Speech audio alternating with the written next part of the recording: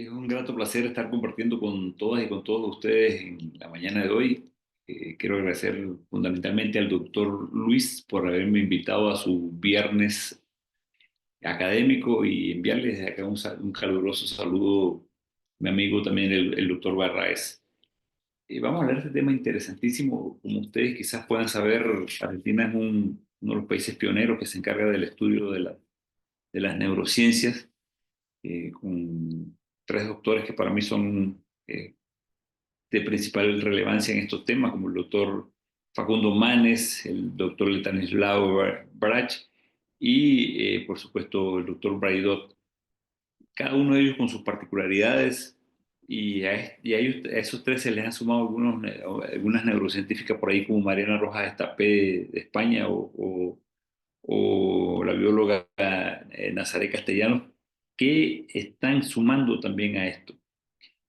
Vamos a tratar de ver en este día, a ver si efectivamente existe un manual para esto, hay un manual de instrucciones que nos hemos estado perdiendo.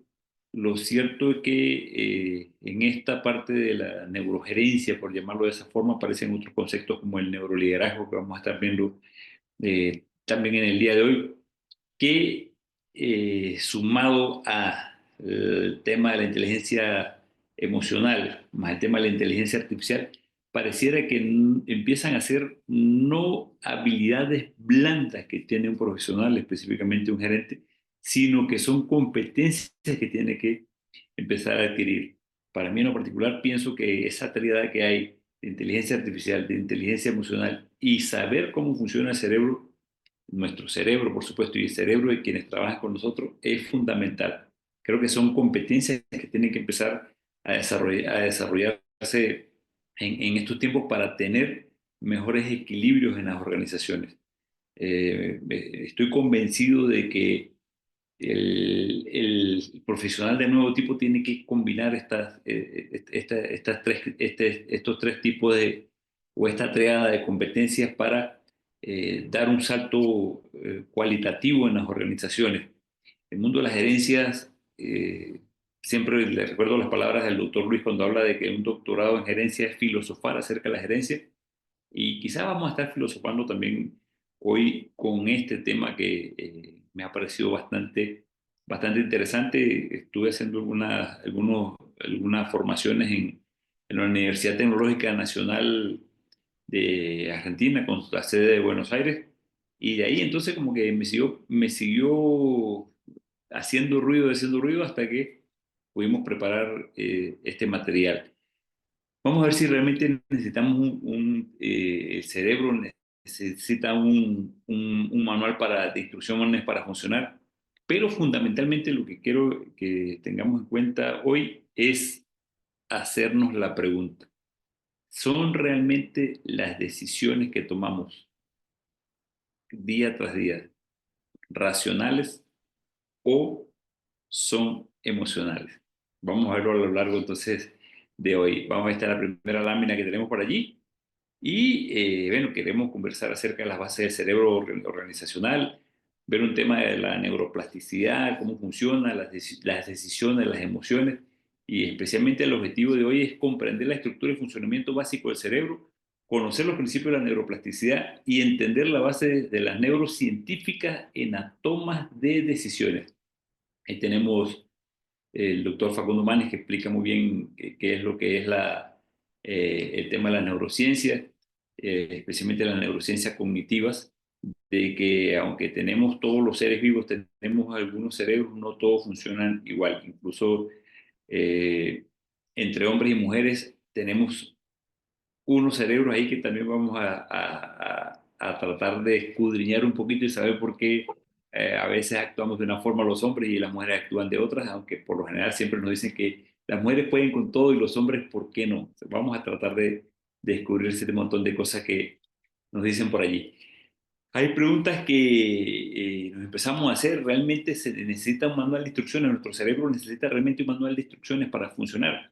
Bueno, hay montones de cosas que han estado ocurriendo en los últimos tiempos, y estos estudios, estas investigaciones nos llevan a quizás empezar a tener algunas visiones de qué vamos a estar conversando en el día de hoy. El uso intensivo de las tecnologías digitales está modificando el córtex prefrontal. Vamos a ver por qué. Otro título que nos queda en esta primera parte dice, tienes solo 0.2 segundos para intervenir en tus reacciones automáticas. Y esta es la última que dice, el 90% de tus decisiones diarias son emocionales, no son racionales. Vamos entonces a ver estos tres títulos, cómo los vamos escudriñando. Dice Stanislao Bacharach que cuanta mayor es nuestra claridad mental, más posibilidades de insight, y cuanto menos ruido haya en nuestro consciente, más insight tenemos. Entonces, también vamos a saber un poquito a qué se refiere esto. El cerebro consume más energía que un teléfono, por supuesto. Y eso a manera de gracia nos dice, y eso que el celular no se distrae pensando en el fin de semana. Por supuesto, en la medida que más, hay alrededor de entre 60 y 70 mil pensamientos todos los días. Y por lo general son pensamientos que van cambiando permanentemente, entre 60 y 70 mil pensamientos en el día. Y el 80% de esos pensamientos son sobre cosas que jamás van a ocurrir o sobre preocupaciones sobre cosas que jamás van a ocurrir. Y por eso entonces que la gente, si hay algo que lo agota, es en la medida que está pensando, en la medida que está produciendo mentalmente, en la medida que esos trabajos intelectuales que te dejan, por supuesto, llegas a la casa más cansado que si hubieses corrido en el día, precisamente porque la cantidad de energía que consume el cerebro, bueno, y no queramos hablar de cuando alguien tiene problemas, especialmente el punto de vista romántico, que bueno, la gente hasta se consume luego de grandes separaciones, o cuando la gente se queda sin trabajo, o cuando tiene deudas, que el cerebro tiene que casi que ponerse a funcionar, se pone a funcionar al máximo, casi que consume tanta energía que la persona pareciera que como que se va consumiendo allí. Datos que dan que pensar. El 75%, bueno, aquí ya nos dice que es 75, no el 90, el 75% de las decisiones organizacionales son emocionales y no racionales. Vamos a ver ahorita por qué, cómo influyen los sesgos mentales en todo esto. Vamos a ver, hablar de los tres tipos de cerebro que tenemos. Vamos a ver cosas interesantes, detalles que pueden estar teniendo ahí. Solo el 10% del cerebro está activo en un momento determinado. Vamos a ver si eso es cierto. Estos son algunos mitos que se han ido presentando a lo largo de conversaciones de las neurociencias. El cerebro consume alrededor del 20% de la energía corporal. Miren, cuando hay me quiero detener un poquito allí porque consume más energía los pensamientos que ir a correr 10 kilómetros en el día. Y se lo digo yo con conocimiento de causa porque soy corredor he realizado la prueba. Cuando usted se lo consume en los pensamientos, lo va casi que secando. Un dato para recordar, que el 95% de nuestras decisiones son inconscientes. ¿Tendrán que ver con las emociones? Vamos a ver un poquito entonces de qué se trata esto. Mitos y realidades que tenemos en el cerebro, mitos que se dice que solamente usamos el 10% del cerebro, otros dicen que el hemisferio izquierdo es lógico y el derecho es creativo, y que el cerebro funciona como un ordenador. Hay algunas realidades que sí, efectivamente el cerebro es un ordenador, pero que en determinado momento usamos solamente el 2%, que es lo que está activo en determinadas circunstancias. Ambos hemisferios trabajan juntos, pero con diferentes especializaciones. Y otra realidad que también tenemos, que es un sistema paralelo de billones de conexiones. Empezamos a ver una dinámica interactiva que hay aquí, una especie de encuesta rápida que la pueden ir pensando, la pueden ir manejando a su gusto. ¿Qué parte del cerebro usan más en su trabajo? Ustedes que están allí del otro lado. ¿Qué parte del cerebro creen que usan más? ¿El hemisferio izquierdo, que es el de la lógica? ¿El hemisferio derecho, que es el de la creatividad? ¿O el sistema límbico, que es el de las emociones? ¿O el tronco encefálico, que es la sobrevivencia, el café, los ADN, etcétera? Vamos a ver, preguntarnos por qué las personas zurdas o los izquierdos parece que son un poco más creativos. ¿Será cierto? ¿Será falso? Y empezamos a preguntarnos por qué será verdad que las mujeres pueden hacer 1 millón de cosas a la vez y los hombres apenas pueden hacer una. Vamos a ver todo este montón de cosas. Entonces, esa pregunta se las dejo allí. ¿Cuál parte del cerebro creen ustedes que utilizan más en su trabajo? Hay una parte de historia y estructura básica en cómo ha ido evolucionando el cerebro a lo largo de los años. una evolución que tiene alrededor de 3,5 billones de años que nos ha llevado a esta complejidad actual. Una estructura básica que dice que el encéfalo pesa entre 1,3 y 1,6 kilogramos y, como les digo, consume alrededor del 20% del total de la energía corporal. La corteza cerebral tiene 22 mil millones de neuronas, una cifra increíble. Y ahí vemos cómo ha ido evolucionando entonces el cerebro. Dos hemisferios conectados por lo que se denomina un cuerpo calloso. Les digo de una vez a mis amigas que pueden estar por ahí conectadas en este momento, la gran diferencia que hay entre el funcionamiento del hombre y de la mujer es la conexión que hay entre ambos hemisferios, el hemisferio derecho y el hemisferio izquierdo, es el cuerpo calloso. El cuerpo calloso. Se dice que el del cuerpo calloso que hay que conecta el cerebro, los dos hemisferios de los hombres es una vía chiquitica, una vía las más pequeñas, pongan, no sé, la avenida más pequeña que tengan ahí en Barquisimeto. Y el cuerpo calloso entre las mujeres es como la avenida 9 de Julio que hay acá en Buenos Aires, que es la avenida más ancha de todo el planeta, que tiene 16 carriles. Algo más o menos, y por eso entonces dicen las mujeres que pueden hacer 10 mil millones de cosas a la vez, porque ahí empiezan a radicar esa gran diferencia de el funcionamiento. No es el cerebro, es el cuerpo calloso, es decir, los vasos comunicantes que hay entre los hemisferios del cerebro. Y esa es la gran diferencia entonces que tenemos entre el cerebro de las mujeres y el cerebro de los hombres, porque quizás tienen el mismo tamaño, quizás una pequeña diferencia en el peso, pero la gran diferencia de cómo funcionan es, o cómo funcionamos, es el cuerpo calloso. Vamos a ver entonces por qué, cómo podemos incentivar ese funcionamiento. Llegamos a esta parte aquí de los tres cerebros, lo que se denomina el cerebro triuno, cerebro reptiliano, cerebro límbico y la corteza cerebral. No es que por aquí hay un cerebro, por aquí hay otro, por aquí otro, no. El cerebro funciona en estas tres cosas. Se dice que el cerebro reptiliano es el más antiguo, con ese casi que es el que empezó la humanidad, más de 500 millones de años, y empieza a tener las funciones básicas, respiración, sueño, ritmo cardíaco, pero es la supervivencia básica. La supervivencia básica. El cerebro límbico, que es el de las emociones, un cerebro más joven que apenas tiene alrededor de 200 millones de años, y donde básicamente se refleja el tema emocional, una combinación interesantísima porque, bueno, tiene emociones, aprendizaje y la famosa sobrevivencia social. Somos seres, definitivamente somos seres sociales. Y la corteza cerebral, que tiene alrededor de 100.000 años, con funciones ejecutivas, lenguaje, planificación y sobrevivencia cognitiva. Es como que es el científico, el tipo de la razón de los tres cerebros. Si a ti te dicen que vamos a comernos una hamburguesa a las 3 de la mañana, el reptiliano te va a decir que sí, vamos, porque es un tema de sobrevivencia y por lo tanto tenemos que ir a comer. El cerebro límbico te va a emocionar y te va a decir que sí, porque es el cerebro que nos permite las interacciones sociales y por supuesto no se va a quedar atrás y va a querer ir.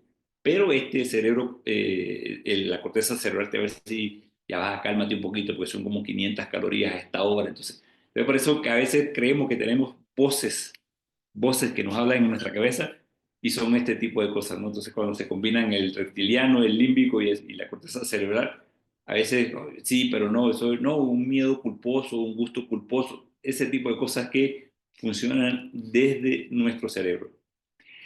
Llegamos a los hemisferios del cerebro, el hemisferio izquierdo, que más que todo se asocia con lenguaje, comunicación, verbos, lógica, razonamiento, quizás la gente que hace más cosas matemáticas, más secuenciales, más referido a los números, más a los detalles, a las partes, y el cerebro, por supuesto, el hemisferio derecho, las sensaciones, los sentimientos, las habilidades visuales, lo humanístico, lo emocional, lo holístico, lo intuitivo, y eso es básicamente las características que se le atribuyen a un hemisferio u al otro, los tenemos bien, bien definidos. Entonces lo que vemos ahí en el medio es el famoso cuerpo calloso del cual le estaba conversando hace un rato. La memoria no verbal también está dentro del hemisferio derecho.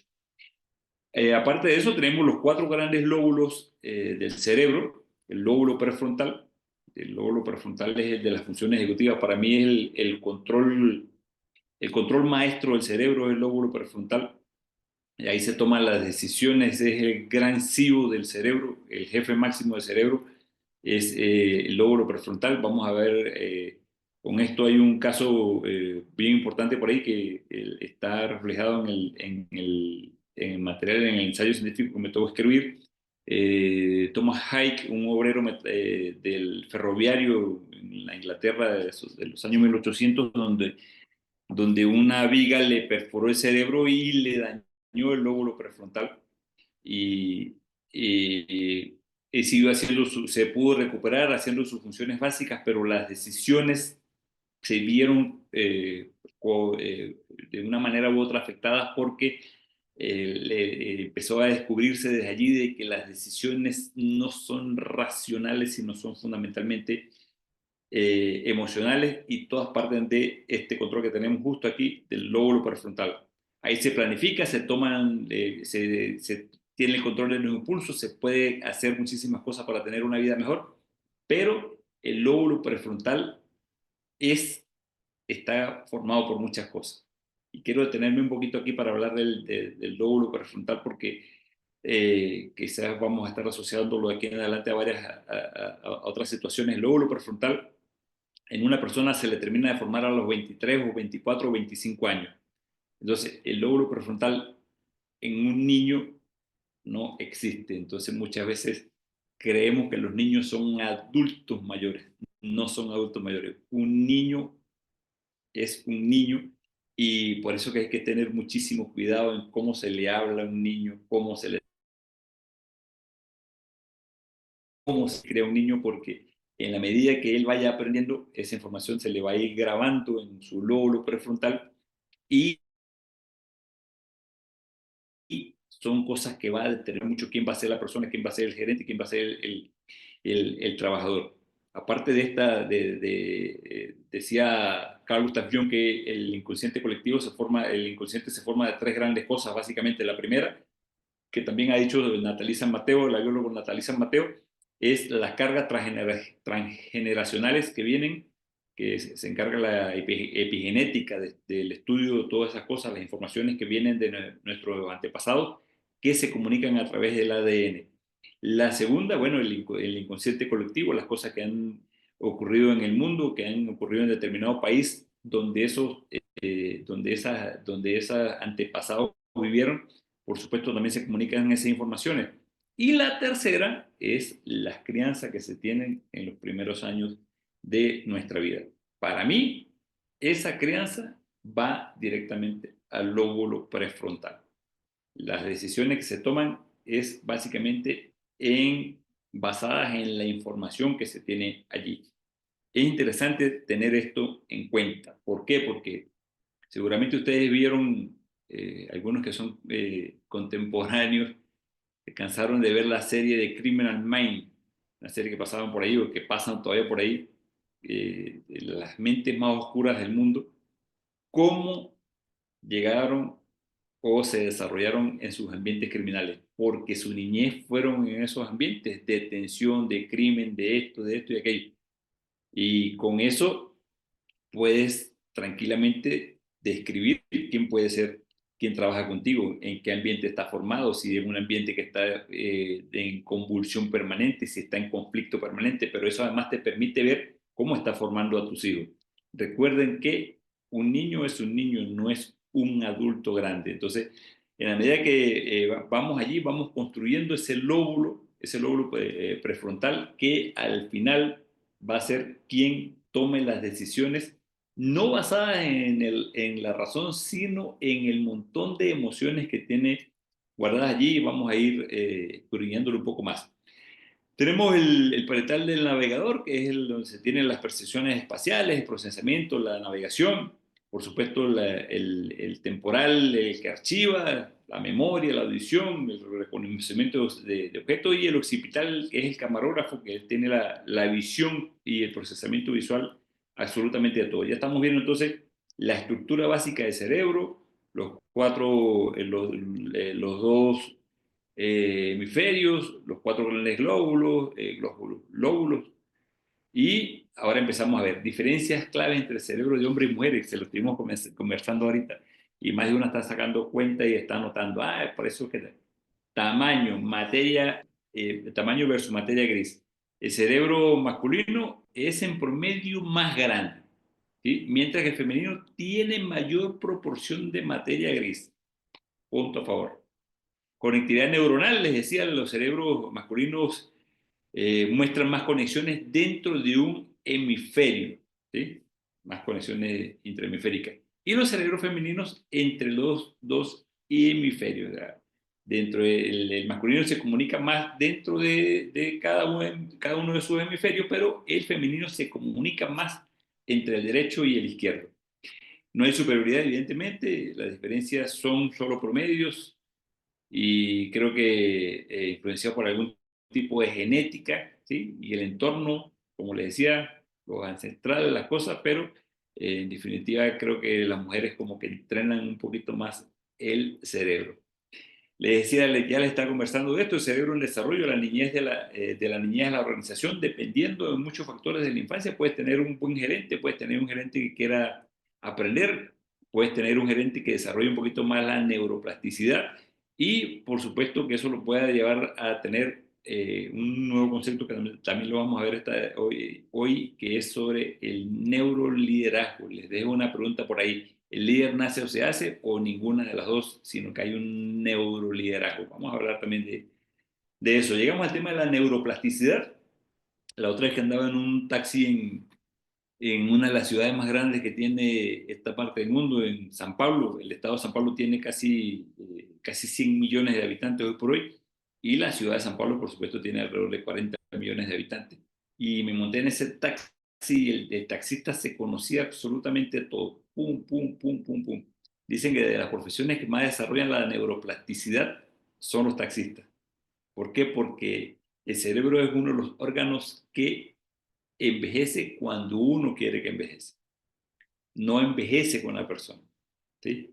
Einstein, por casi a los 70 años, Einstein estaba estudiando griego antiguo, y así por el estilo.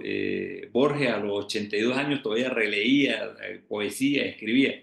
El cerebro es una de las partes de nuestro cuerpo que envejece cuando nosotros queremos que envejezca, ¿sí? Hay jóvenes que tienen un cerebro envejecido y hay personas más grandes, personas mayores que tienen un cerebro muy lúcido.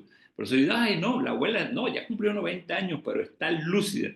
¿Por qué? Porque permanentemente le está dando trabajo al cerebro. Y la neuroplasticidad es eso, adecuarse, saber, andar de aquí para allá, de allá para acá, no tenerle miedo a los nuevos retos, pero ejercitar la memoria con montones de cosas. Dicen que los crucigramas es uno de los métodos en los cuales la neuroplasticidad crece. Y esto lo vamos a ver después, en qué trabajo se quema más gente, que lo vamos a hablar el 14 de noviembre, creo que es la próxima reunión que vamos a tener. Vamos a estar hablando del síndrome del burnout, importantísimo.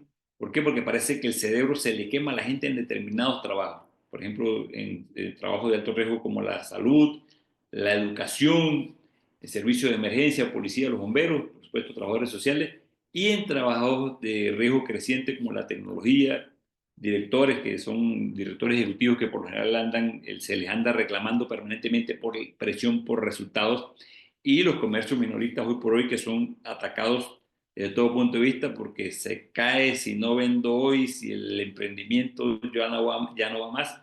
Así que la neuroplasticidad es casi que la que va permitiendo cómo adecuarme a nuevos sitios de trabajo, a nuevas experiencias, a nuevas cosas, pero por supuesto, teniendo una neuroplasticidad bien desarrollada, me va a permitir adecuarme, ser resiliente permanentemente y tratar de que en medio de eso mi cerebro se adecue a cualquier situación que me toca vivir en la vida que llevo.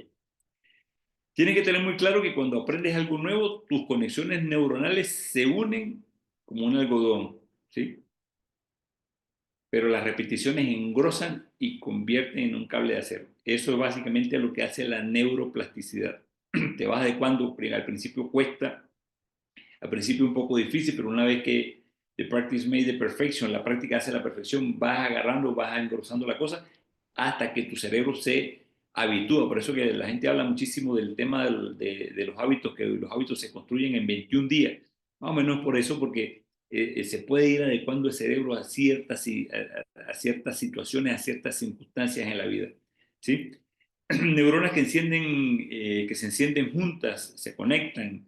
La repetición es esencial para crear nuevos hábitos, como le estoy diciendo, y bueno, lo acabo de decir, los primeros 21 días son críticos para establecer nuevos patrones de funcionamiento de nuestro cerebro, lo que se denomina como los hábitos. Señales de advertencia en autodiagnóstico. Estoy camino a tomar decisiones erradas. Empezamos a entrar en el meollo del asunto de si las decisiones son con la razón o con la emoción. Señales emocionales, decisiones impulsivas bajo presión, incapacidad para ver alternativas, preocupación constante por el qué dirán, señales de advertencia de un autodiagnóstico cuando uno empieza a meterse en uno mismo. Entonces, y uno empieza a preguntarse, ¿estoy camino a tomar decisiones erradas? Esto ocurre en muchísimas partes, especialmente la gente que tiene altos niveles de presión. Tiene señales emocionales, son las primeras, tiene señales cognitivas, que son las segundas, dificultades para pensar con claridad, sobrecarga de información que te paraliza, pensamiento polarizado, o es blanco o es negro, no me detengo a pensar en tratar de ver las cosas buenas que la situación pueda tener, y señales conductuales, que es la tercera, ¿sí? Evitación de decisiones importantes, voy postergando decisiones, y de señales conductuales, justificar las decisiones con datos insuficientes. Nos vamos a tener ahí, en esas señales conductuales. Estas tres cosas ya empiezan a reflejar de que las decisiones que tomo día a día no son con la razón, sino con la emoción. Estrategia para la mejora decisional. ¿Cómo tomar decisiones en la práctica? Primero, enfriar el sistema límbico. Respirar. Pausa de 6 segundos, respiración profunda, distanciamiento mental, potenciar el sistema cortical, mapear pros y contras, buscar datos, dividir decisiones complejas en calma, buscar la calma. Y aquí les voy a dejar, por allá les había hecho una encuesta de qué parte del cerebro utilizan más en su trabajo. Aquí les quiero dejar una especie de dinámica para que la apliquen en grupos de 4 personas. El equipo desarrollaron un plan que cumpla requisitos, pero tu intuición que hay dice que hay algo que no encaja. ¿Mm? Resuelve este dilema institucional. Las reglas son 4 personas, deben identificar al menos 3 señales que el sistema límbico está dominando. El sistema de la emoción, el sistema límbico. Diseñar un proceso de decisión basado en el sistema cortical. El grupo más creativo seguramente se va a ganar un café ahí que se lo va a brindar el doctor Douglas Barraez. Aquí está. Modelo de toma de decisiones neurológico. El proceso neurológico, la toma de decisiones. El primer paso, la primera fase, detección de la necesidad. La segunda fase, recopilación de la información. Tercera fase, evaluación de las alternativas. Y la cuarta fase, decisión y acción. Esta es la secuencia que tiene. Primero, detecto que tengo que tomar una decisión. Segundo, recopilo toda la información que me va a llevar a tomar la mejor decisión. Eso es lo que se denomina hoy por hoy decisiones informadas. En la tercera fase, reviso todas y cada una de las alternativas para entonces ir al cuarto paso, la decisión y la acción. Pero fíjense que esto hasta aquí está todo bien. Esas 4 fases son desde el punto de vista neurológico, es decir, la razón debería ser así. Uno cree que es así. Todo el mundo cree que es así y que por ende actúa así. Tengo que tomar esta decisión, busco la información, busco las alternativas, el blanco, el negro, pero resulta que eso es lo que uno cree que hace, pero termina haciendo esto. ¿Mm? Termina haciendo esto. Cuando tu intuición toma decisiones basada en objetivos. Traducción, usamos datos que confirman lo que ya pensábamos. Por consenso del equipo, traducción, todos votaron lo que dijo el jefe, pero nadie se atreve a contradecirlo. Y por supuesto la última, siguiendo la intuición. Traducción, el jefe tuvo un presentimiento después de ir a comer y se toma la decisión. ¿Sí? ¿Les ha pasado? Bueno. ¿Cómo opera nuestro cerebro a la hora de tomar decisiones? Vamos llegando al tema del asunto. ¿Decisiones son emocionales o son con la razón? Primero, el sistema de recompensa cerebral, dopamina, funciona. El cerebro genera dopamina, la hormona para andar tranquilo, la hormona del placer, del placer. Sistema de recompensa versus sistema de adversión. ¿Mm? Sistema de estar tranquilo, sistema de ganar premios, pero versus el sistema de que puede tener una mala adversión conmigo y me puedan rechazar. Segundo, sesgos cognitivos comunes. Esta es la parte que más me gusta a mí. Y esto que la semana pasada estuvimos conversando con unos compañeros que son especialistas en temas de marketing y ventas. Y los sesgos cognitivos es lo que más te lleva a tomar decisiones para comprar. Entonces ahora se está manejando el tema de las ventas para crear una necesidad emocional y que la gente vaya a comprar porque le recuerda una cosa, porque el olor le hace, porque la música que suena en la tienda le hace recordar tal cosa, porque ya no hay más disponibles en la tienda. Pero bueno, también lo vamos a explicar entonces en este momento en el mundo gerencial. Sesgos cognitivos comunes. El histérico de la disponibilidad, preferir lo familiar. ¿No les pasa que van a las empresas y está el cuñado, el primo, la esposa, no sé qué? Lo familiar. No lo familiar porque sea familia, no, sino lo familiar de que es la persona que le hace sentir confianza al jefe y es la persona que no hace sentir que el jefe se vea amenazado. ¿Sí? El heurístico de representatividad de etiquetar con información limitada y el del anclaje. ¿Qué pasa con estas tres cosas? Prefiero lo familiar y bueno, ni hablar en el sector público donde más se ve. Prefiero andar con la gente que yo conozca. Así esa persona no esté capacitada, así esa persona no aporte nada, pero es lo que no me deja sentir pánico. ¿Sí? El sistema de recompensa, me siento bien, estoy protegido, estoy cuidado, estoy guiado. ¿Sí? Así esa persona no aporte nada. ¿Sí? El heurístico de la representatividad ni hablar. ¿Por qué? Porque con una información limitada casi que doy por sentado de que lo primero que me digan es lo que es y como me lo está diciendo una persona a la cual yo confío, pues inmediatamente yo acepto que es eso. No pregunto más, ¿sí? Es el primer comentario, es la primera información que tengo, es el primer precio que me dan, ¿sí?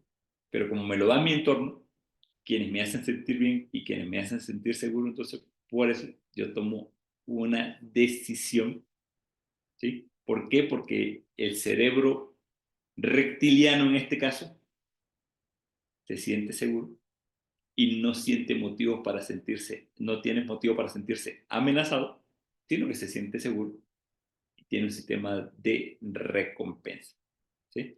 Después de todo esto viene la neurobiología de la confianza, la oxitocina, la molécula de la confianza, el impacto de la cooperación y todos estamos felices creyendo que hemos hecho lo correcto.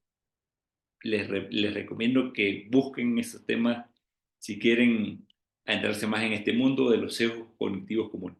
Funciona para todo, para las compras, para las ventas, para todo en la vida funcionan los sesgos cognitivos. Nada que nos haga sentir amenazados lo vamos a tener en cuenta. Todo lo que nos haga sentir seguros lo vamos a tener ahí. Profundice más en el tema.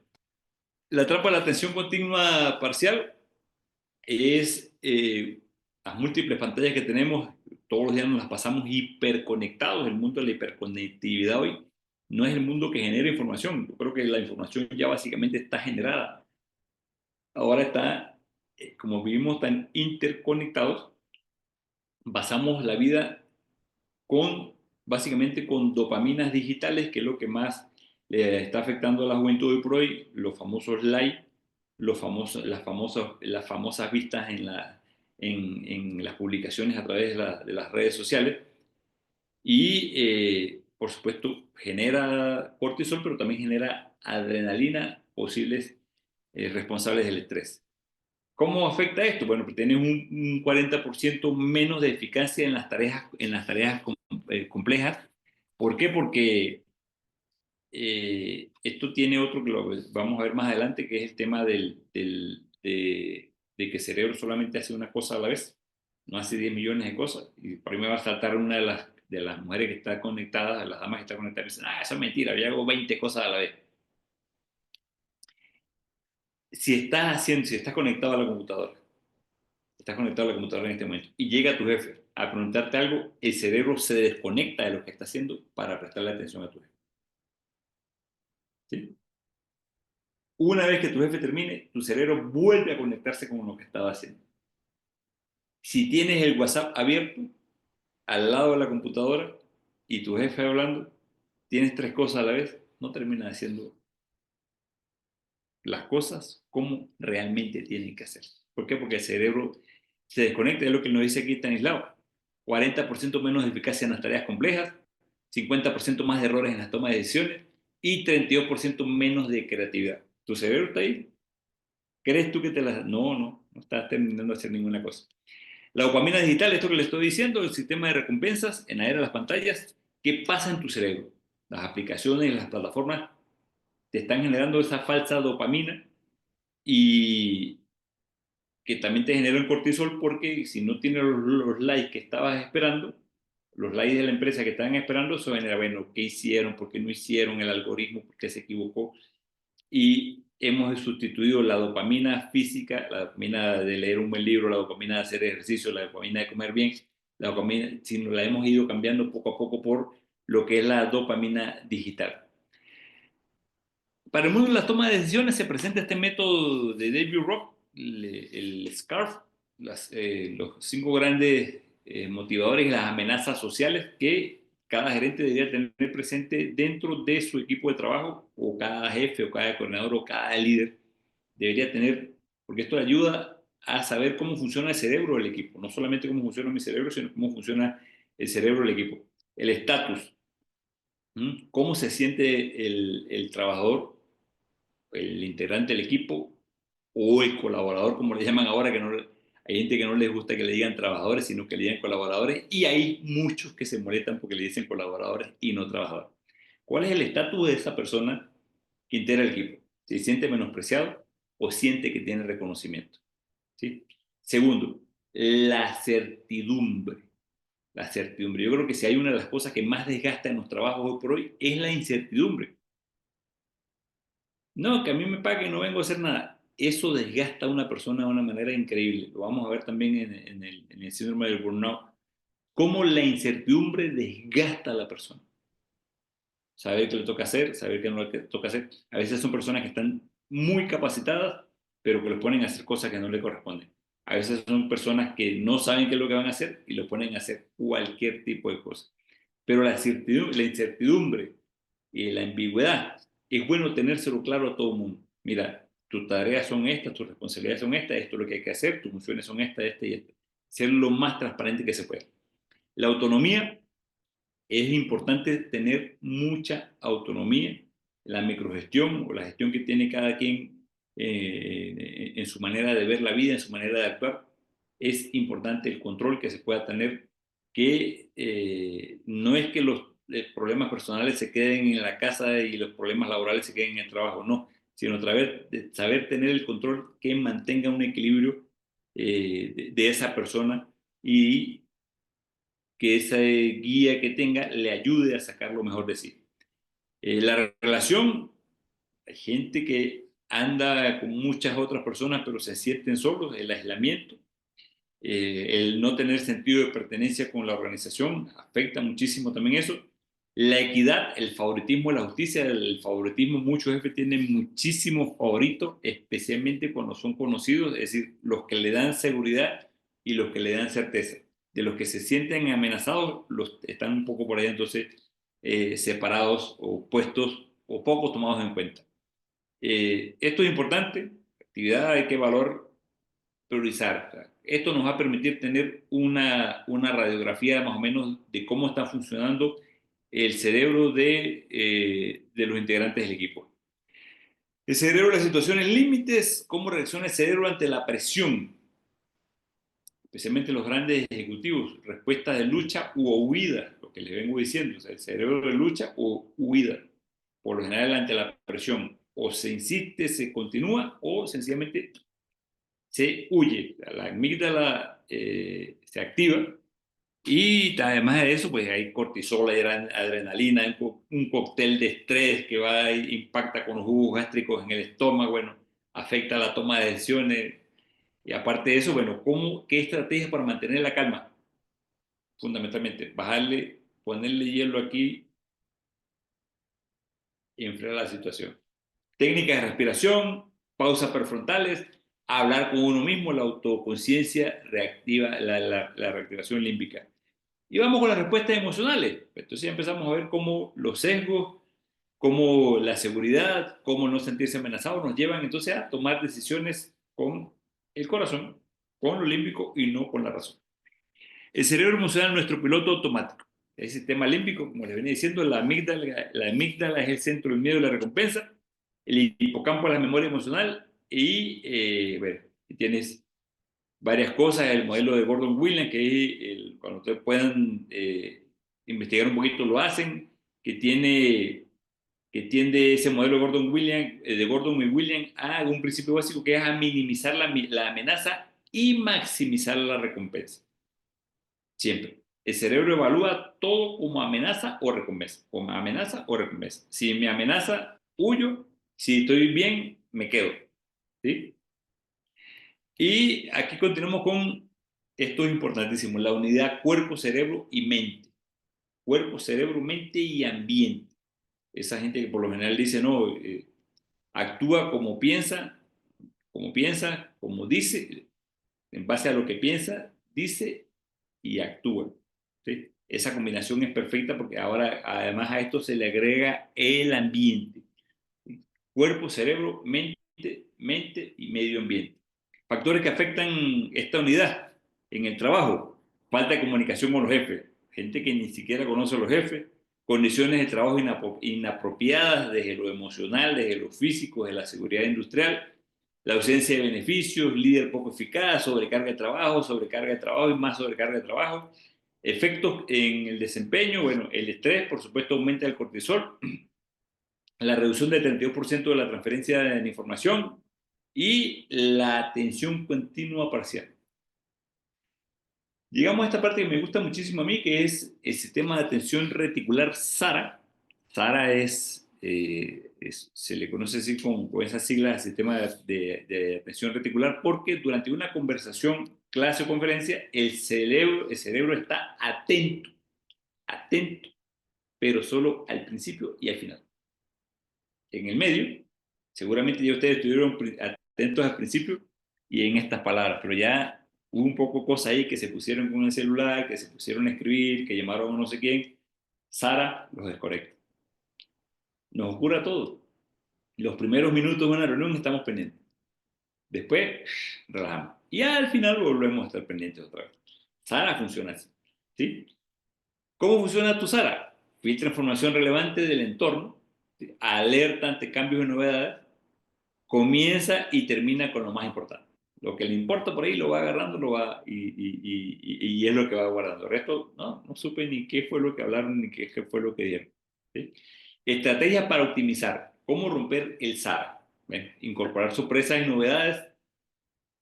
Algunos minutos, cada 15, 20 minutos, romper esto, hacer algún tipo de actividad para que la gente se sienta activa. Y por supuesto no hacer reuniones interminables que también afectan muchísimo la convivencia en los sitios de trabajo. Los ciclos naturales de atención, 90 a 100 minutos de concentración, 120 minutos de concentración, pero hacer esas pausas que les estoy diciendo hasta este momento. ¿Cómo se convierte la información en conocimiento? La información al conocimiento, el camino neurológico. Sara es relevante, por supuesto. Sara filtra siempre lo más importante, pero Sara también en medio de eso se percata de si hay una amenaza, si hay una recompensa, si hay un efecto que genera algún tipo de emoción, todo eso se va percatando el sistema reticular en las famosas reuniones que se tienen por ahí. Gente que va a reuniones y sabe que va tenso todo el día porque siente una amenaza de su jefe y de sus compañeros. ¿Sí? Fase de aprendizaje efectivo, filtrado por SARA, la amígdala, el procesamiento del hipocampo. Y pasamos a esta parte que también me gusta mucho a mí, que es las neuronas espejo y la empatía organizacional. Le ponía un ejemplo esta semana a unos compañeros, le decía, cuando hay un bosteza en una reunión, todos bostezan. No se han percatado que están por ahí tomándose unas y de repente uno va para el baño, todos van para el baño. Las neuronas espejo, ¿sí? Las neuronas espejo. En una oportunidad Fogassi tomó una banana y vieron que algunos de las neuronas del mono se activaron, pensaron que era algún tipo, es un experimento que hizo Fogassi, cómo determinó el uso de las bananas con los monos, porque uno comía banana y el otro también, pero en la vida diaria se nos da eso. La imitación. De acuerdo a tus acciones puedes hacer que otros te imiten o tú terminando de imitar a los demás. La moda se da por eso. Las neuronas espejos copian esto, copian aquello. Y el ejemplo más básico que les estoy poniendo es los bostezos. Cuando vayan a bostezar, pueden estar más de uno en este momento bostezando, seguro es por eso. Cuando vean a alguien bostezar en una reunión, va a haber un efecto dominó. Cuando uno va a hacer esto, el otro hace esto. Entonces hay que estar pendiente porque quizás las neuronas espejo las podemos utilizar para crear más armonía dentro de los grupos, pero también hay que estar vigilante de las neuronas espejo porque pueden sembrar otro tipo de cosas no tan positivas dentro de las organizaciones. Ahí tenemos un tipo de dinámica final, de caso práctico de toma de decisiones. El equipo tiene que decidir entre dos proyectos y con datos contradictorios. Pero pasemos a esto que es lo que más me interesa, el neuroliderazgo, basado en el cerebro, el neuroliderazgo. La definición dice que el neuroliderazgo entiende y aplica principios neurocientíficos, obvio. Principios claves del neuroliderazgo, la neuroplasticidad, es decir, la capacidad que que tenga que tener el cerebro de adaptarse a nuevas situaciones. La atención, el foco determina lo que el cerebro considera importante. Y lo social, el cerebro es inherentemente social. ¿Sí? Eh, el neuromarketing que se ha desarrollado en los últimos años no, cómo comprar cerebros, no solo corazones. Ahí el neuromarketing, como le decía, también apunta hacia el tema de los sesgos. Y hay hallazgos claves como lo que ocurrió en los casos del neuromarketing entre la Coca y la Pepsi. Porque si la Pepsi dicen algunos que tiene mejor sabor, porque se vende más la Coca, ¿sí? Porque la Coca está influenciada directamente por el sesgo, por ese sesgo de la añoranza. Y aunque la Pepsi puede pasar 10 millones de pruebas porque tenga mejor sabor, la añoranza, los recuerdos, lo bonito, la emotividad, o sea, se activa con la Coca y por eso que manda en el mercado de las sodas o de la Coca, de las gaseosas, es la Coca. Entonces, la memoria de Britney, el 95% de las decisiones entonces son inconscientes. Por ese ejemplo, sencillamente que le estoy poniendo con la Coca-Cola. Hacen un gran experimento aquí, le dan a todo el mundo a probar vasos sin ninguna marca de estas cocas o de estas sodas o de estas colas. La gente va a decir que el mejor sabor es el de la Pepsi. Pero lo que ven el logo de la Coca, todo el mundo se va a ir a comprar la Coca. Un ejemplo sencillísimo de cómo se van tomando las decisiones día tras día. El neuroplanning, bueno, aprender a planificar con el cerebro, hacer, tomar puntos claves, memorias prospectivas para planificar, viajar mentalmente en el tiempo, ¿sí? El cerebro consume más energía que lo desconocido. Cuando el cerebro se mete en ese mundo desconocido es donde más, la intriga es lo que más genera amenaza, por supuesto, la incertidumbre genera amenaza, no genera recompensa y es ahí donde se gasta muchísima energía. Tenemos la incertidumbre, la resiliencia, el cerebro puede adaptarse a cambios y ahora llegamos a esta parte aquí de los 7 mandamientos para generar ideas, basado en la investigación de Stanislaw Brach sobre la creatividad. Dice Stanislaw, el primer mandamiento es no juzgar, no preocuparse. No juzgar permite que las ideas fluyan, no hacer comentarios negativos, no hacer comentarios negativos evita eso, Ya lo intentamos al inicio. No editar permite que las ideas sean sucias al principio. No perder el foco, no ejecutar inmediatamente, no mirar atrás, ¿sí? Y son básicamente los 7 mandamientos que tiene Stanislaw Brach para generar ideas. Los casos prácticos que les había dicho, la Coca-Cola versus la Pepsi, el experimento, bueno, el original fue en 1975. Pruebas ciegas, la mayoría prefirió Pepsi. Venta real, la mayoría prefiere comprar Coca-Cola. Y ahí tienes, y así por el estilo, puedes tener montones y montones de ejemplos de cómo determinamos que las decisiones son emocionales y no son tomadas con la razón. La neurodiversidad en el trabajo, la riqueza de cerebros diferentes. Esto es importante, son datos importantes que se pueden tener por ahí. La neurodiversidad, el 20% de la población tiene condiciones neurodivergentes, TDAH, autismo, dislexia, y que no son solo sino desafíos. ¿Por qué? Porque desarrollando estrategias de inclusión puedes determinar, por ejemplo, que el autismo, puedes tener profesionales que van detalles de patrones perfectos, pues, controles de calidad, de análisis perfectos. La gente que sufre de dislexia, por lo menos, tiene pensamientos visuales que se pueden ser útiles para el diseño y resolución de problemas. Y hay unos ejemplos o casos de éxito, como programas de neurodiversidad en el desarrollo de software. En SAP, a mí que me gusta muchísimo el SAP, programadores con autismo para el testing, por ejemplo, y así por el estilo.